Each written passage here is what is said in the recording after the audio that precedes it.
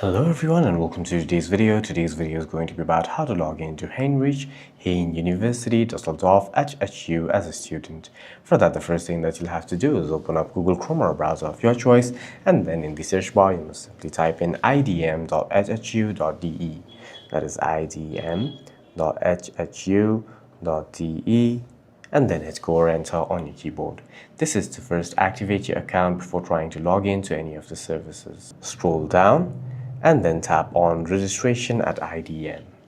Now you must enter your university username along with your password, which should be provided to you by your college or university either in your email or your acceptance letter, and then hit login to first activate your account.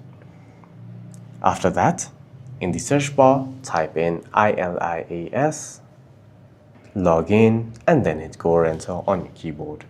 Tap on the first link. You can enter a username along with your password and then hit login to log into your account. For any further questions, please feel free to leave a comment down below.